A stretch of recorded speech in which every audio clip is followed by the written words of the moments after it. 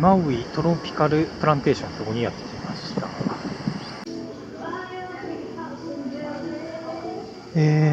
ツアーがですね、ちょうど、15分後ぐらい撮れたんですけども、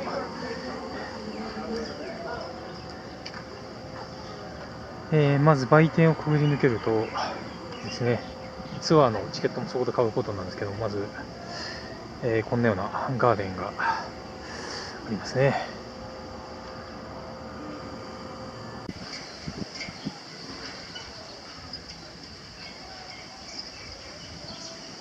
まあ一応ここですね、入場は誰でもできるんですね。無料でできるんですけど、中の、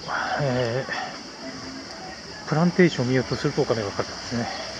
あとレストラン使いたい場合はそのまま使えるようになってますね、施設的には。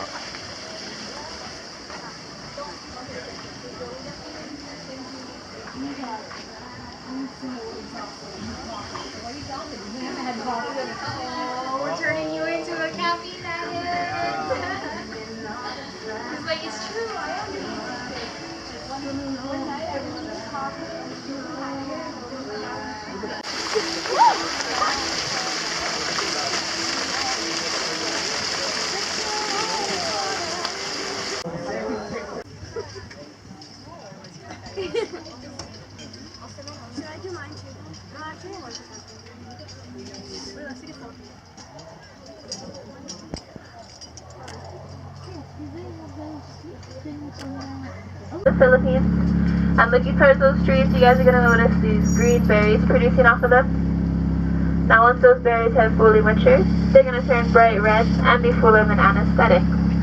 So what you can do is take those red berries, rub it on your skin, and in about 3 to 5 minutes you're going to start to feel a numbing sensation. Now back in the Philippines, they would swish it around in their mouth if they had any cold sores, and it would relieve them of that pain. Here in Hawaii though, we're going to use them more for jewelry, so we'll wait till those seeds fall down to the ground, we'll collect them and polish them, then string them together to make our bracelets and necklaces. We'll also call them Christmas palms over here in Hawaii. Now looking to the right beyond those manila palms, you're going to notice our pineapple plants. Now the pineapples that we're going to be coming more around to the reddish orange patch is the most mature. The ones behind it has been planted a little while after. And to grow a pineapple plant of your own, fairly simple. What you want to do is take a fully grown pineapple, separate the top of it, also known as the crown. Then want to delete that a bit, then put it in a bowl of water. Once you notice that starts to root, you're going to transplant it right into the ground, and there you have it. The second generation will come in about 4 to 6 months after that first fully grown pineapple, and they're going to be growing from the sides. Now that is what we know as sugar babies. Now they're a lot sweeter than that first fully grown pineapple. They also won't grow anywhere bigger than the size of your hand. You can find those sugar babies mostly diced and canned in your local supermarkets. Now looking over to the left, past this wooden gate here, this is our strawberry papaya trees. Now strawberry papayas, they're not to be confused with the mix between a strawberry and a papaya. They got their name mostly because of the color of the meat on the inside. So compared to a regular papaya, the meat that those strawberry papayas have is going to be a bit more reddish pink. Kind of also like a sunrise, which is another name for them. These patches. Now looking towards the ground, you're going to see some already dried up leaves. Now, back in ancient Hawaii, that was collected and created to make a type of footwear to protect them from the sharp lava rocks and hot surfaces. Looking up towards those stalks though, the green tea leaves, that's what you'll mostly see made up to be our hula girl skirts, seen at the luau's or shows. So it will take about 180 of those green tea leaves, turned upside down, strung together, even shredded for a grassier-like effect, just to make an average hula girl skirt. That all depends on waist size though, of course. For their chiefs and ali'is, for they are the only ones who could wear that color back in that time. Up next, keeping a look out to the right, you're going to notice our heliconias. Now there are about 200 heliconias in the world. In Hawaii, we have about 22 different varieties. On the plantation, you guys are going to notice the fake bird of paradise, the real bird of paradise, the orange Christmas, and the lobster claw. Now these tropical flowers, they hold no fragrance to them. They're mostly favored for their vibrant colors. Now once taking those flowers off from their stem, they can hold those vibrant colors for about 4 to 5 weeks. So you'll find them mostly in flower arrangements and centerpieces. Looking over to the left, so you're going to notice our red ginger patch. Now red ginger in Hawaiian is known as Avapuhi ula ula. So this is also a type of tropical flower. It's not the type of ginger you can eat. Just like the heliconias, these gingers, they don't have any fragrance from afar. But if you're actually to go up close to one of these flowers, rub it around in your hand a little bit. Now star fruits, they got their name because if you're to hold a ripe enough fruit in your hand, turn it to its side, you're going to see that it has 5 points to it, just as a star would. Also at its ripest stage, they tend to be bright yellow. Now you can eat a star fruit just like a pear, so skin and all. Everybody on this side, once I start to husk the coconut, the fibers are more likely to spread this way. So you might want to move a little to your left or right. Round stains like this, they're considered a seed. So in my hand here, I have the world's second largest seed. Now to plant a tree of your own, it's very simple. You want to take your brown coconut, pretty much find a good place in your yard where you want to plant it, set it there, and forget about it. Now, just one catch, once forgetting about it, is going to take about 6 to 12 years so that tree will fully root and start to produce coconuts from it. But after that, you'll have fruit for a lifetime. So looking through these trees on the side, if you guys notice the rings going around them, each one of those rings represents 1 year of the coconut life. Living proof can go on and on. Another thing about these coconut trees is that they're also self-harvesting. So at any stage, they can fall right to the ground. That's why we don't really recommend you guys to park your cars under one. You can nap or a picture, even hold a conversation. Our landlord puts a piece of plywood over his windshield because of them. Yeah, he's prepared. So, yeah, because imagine one of these at any stage falling from this 60-plus foot tree. That is what we consider a permanent stay here. Anyway, guys, now that I got that covered, I can show you the anatomy of the coconut. Looking at this front part here, this is known to be the pico.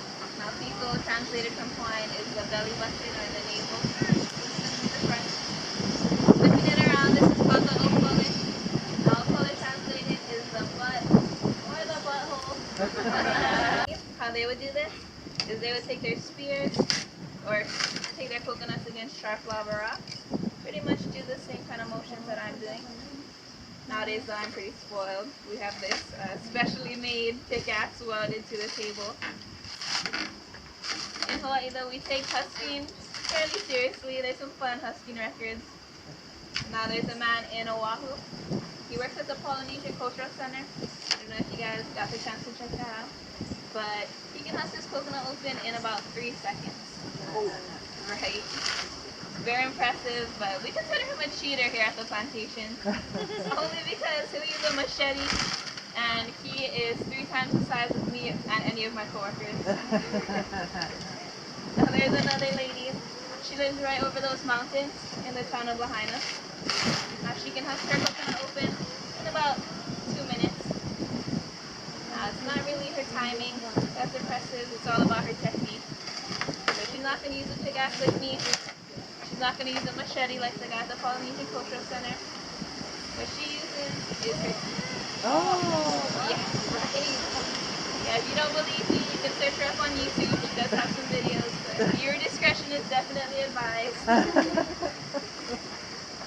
Pretty sure she's retired by now, but I'm not too sure if she has the world's greatest smile. Or even any of her teeth left, for that matter. It's pretty cool. Now that I got this coconut pretty much dehusked, though, I can show you guys the fibers on the inside. Now, Hawaiians, they're very resourceful. They wouldn't waste a thing, so they would use these fibers as mulch for their gardens and fire starters, and they would also take the fibers strand by strand. So twist them together to make a really strong type of rope, or fishing line. After this demonstration, you guys are more than welcome to come up and try and make some rope of your own. I'm just going to take off the top so I can show you that every coconut is going to have a little face to it.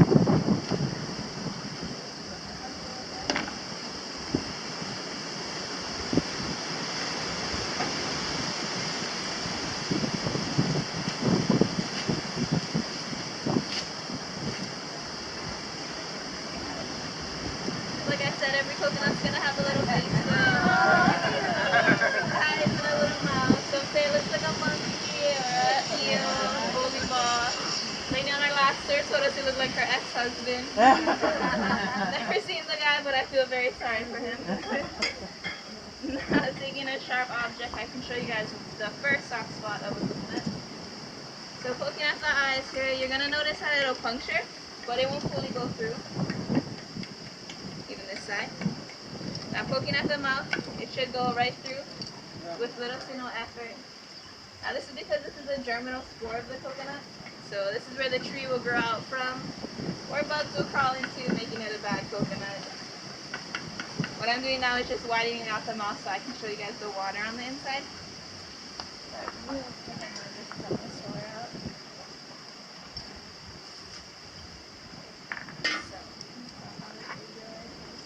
So every coconut's going to have water to it, but the water in every stage definitely serves different effects. So the type of water that you guys would probably want to drink from is the green and yellow stages. That's when the water is most alkaline and has the most electrolytes in it. Also tastes a lot better, and there's also more water in those stages as well. Drinking coconut water from this brown stage, as you guys can kind of tell, it's a little cloudy, a little dirty. This will actually serve as a natural laxative. We do not recommend drinking this, but I know how traveling goes. You know, you guys are trying a whole bunch of new foods. If anybody needs some help. So once you guys hear that cracking noise, you're going to follow the crack right around till they meet. And then once that happens, it should just open up. Now a phrase you guys want to remember is white meat good to eat? Now this coconut meat looks very good. There's no weird smell or discoloration to it. It's not really slimy either. Now that we got it open, though, does anything? You can take your 2 halves, put a rubber band around it, throw it in the freezer overnight. Once you take it out, the meat inside will just separate right from the shell. That's because coconuts, they have a lot of moisture inside, and in the freezer, moisture only expands. So taking it out, it's going to expand, just thaw it out a little while, and it'll pop right off. Every window in the house open and the doors open. This is As they found that the coconut water in those stages and our human blood are 98% compatible. Now looking over to the left, you're going to notice our Brazilian dwarf banana trees. Now these are locally known as apple bananas. Looking towards those trees, more towards the leaves, you're going to notice some purple pods producing off of them. Now each one of those pods pretty much represents one lifespan of the banana tree. Once each petal falls to the ground, the plantation is the red catuli. It is part of the Arabica family, and these bushes, they're not going to grow any higher than about 7 feet. Now looking to the bushes closest to us, you're going to notice some cherries growing off of them. Now those coffee cherries, they're going to go through about 4 stages. So they're going to start off green, then yellow, then red, and finally brown. Picking those cherries, you're going to want to make sure you pick it at the red stage. Harvesting them at their brown stage would mean that they're too dry to make a roast. Something cool also to remember about roast is the lighter the roast, the more caffeinated. The darker the roast, the less caffeinated. Very windy back here. It tends to blow those coffee cherries right off the bush. Right next to this taller hedge though on the right, you're going to notice these smaller hedges. Now these are bougainvillea. Bougainvillea is native to Brazil. Looking towards those bushes, you're going to notice on each branch there's going to be small tiny thorns. Now it's trying to jump through or over one of these bushes. Getting cut by one of those thorns is going to hurt more than razors or paper cuts, believe me. Here in Hawaii, we use them mostly for security purposes for that reason. So they can be planted mostly outside of restaurants and hotels. Also look into those bushes. You guys are going to notice those paper-like leaves growing off of them. Now this is the type of bush that thrives on dryness. So those flowers, when they're watered less, they'll actually produce more. We'll use those flowers sometimes in lei making, but it will take about 200 of those to make only 6 inches of a... Now in Hawaiian, plumeria is Puamelia. These flowers, they vary in different colors and sizes. Their season also tends to be at the moment, so the spring and summer. In the fall and winter, they're going to go dormant, so they're going to lose all of their flowers and leaves, pretty much turning into a tree of sticks, all enchained. Now having a flower in each side of your ear, now that means that you're taken, but you're looking for an upgrade. So fellas, don't forget to compliment your ladies. Anyway guys, keeping a lookout to any side of us throughout this area, you're going to notice small, low-bearing crops. Now we're 60 acres of a working plantation. So all these crops, once they're ready to be harvested, we're going to send them right off to the Millhouse restaurant to the far right, or to the Kumu Farms produce stand, which is towards the entrance, and I'll point that out as we get there. Now also looking to our left, you're going to notice this kind of short looking coconut tree. This is a Samoan dwarf coconut tree. Now that is averagely as tall as it'll grow. The coconuts, they will also stay in its green stage, and they're known to hold more water than regular coconut trees and coconuts. The water in that coconut is also known to be a lot more sweeter, and the meat of the Samoan coconut is going to be jelly-like, and that is what we call spoon meat. Looking over to the left though, beyond our newly sprouting papaya trees, you're going to notice those mountains. Yeah. Now we call these our West Maui Mountains, but its real name is Mauna Kahalavai. Now Mauna Kahalavai, it's really just one mountain with a lot of ridges to it. Deep within those ridges there is an area called Pu'ukukui. Now Pu'ukukui, it's the 9th wettest place in the world, 2nd in Hawaii. It averages about 400 inches of rainfall a year. Just for a comparison, here in the town of Waikapu, we only get about 8 to 12 depending on the year. Now all that water that's collected from Pu'ukukui is diverged into 4 streams, which provides water to the towns of Waikapu, Wailuku, Wai'ehu, and Waihe'e. So they are known to be a single-seeded berry. We grow 4 types on the plantation, so you're going to see the Sherwell, the Green Gold, the Haas, and the Hula Manu. Now these avocados, they have a lot of benefits to them. They have about 60% more potassium than a banana. They also help to regulate your cholesterol. And they also help a lot with sunburn. So taking one of those avocados, mashing it up, you're going to put it right on your sunburn, and it'll take away that stinging feeling. Up next though, we're coming to my favorite part of the plantation. This is our mango grove. The type of mangoes that we grow here are the Hayden. Now Hayden mangoes, they tend to be a lot bigger and juicier, also a lot less stringier than other types of mangoes. Here in Hawaii, our weather is so tropical that we will produce mangoes twice a year. So we're going to produce them at the moment in the summer and also in the winter. Aren't we lucky? Passing through these mangoes though, looking over to your right in between of those mango trees, you're going to notice these white boxes. Now those boxes, they're home to about 30 to 40,000 bees. Okay. Now those bees, they're very important actually to our plantation. They help to pollinate all the crops throughout the area. They keep everything happy and healthy. We also collect their honey and we'll sell it at the produce stand, which I have been mentioning throughout the tour. But up next, for all my macadamia nut lovers in the back, we're going to be passing through our macadamia nut trees. So looking to the top left, you're going to see some macadamia nuts actually sprouting from these trees at the moment.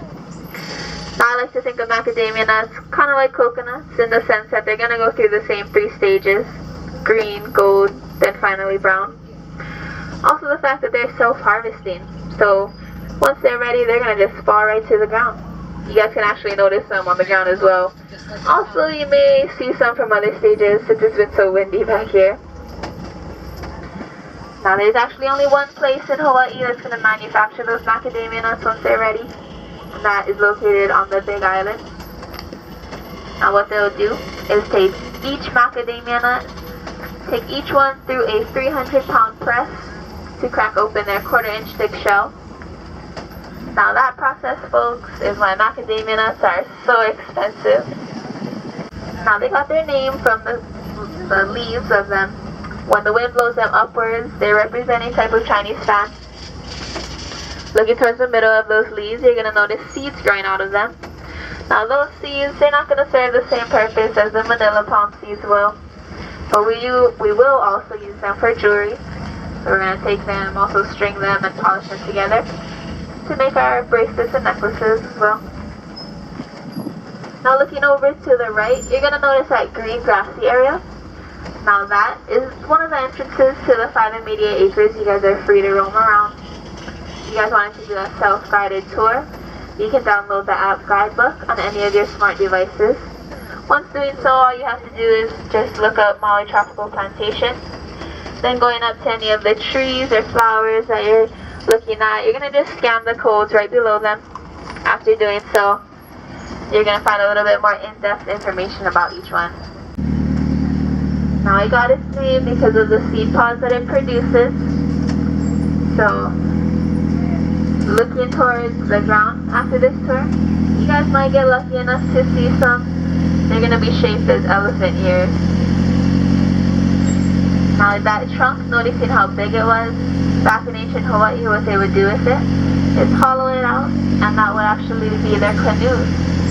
They would even make flat boards out of it, and that would be their point pounding boards.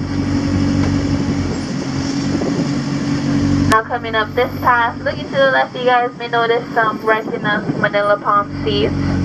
Feel free to try that theory out, but don't be alarmed in a couple of minutes if you start to feel a tingling sensation. Unfortunately though, guys, we're coming to the end of my tour. I hope you guys had a lot of fun and learned a lot. I just hope you guys all have a great day. I want to bid you all mahalo and hui ho. Also, just a heads up to make sure you guys didn't leave anything behind. ツアーに参加するとこれが無料でついてきますね。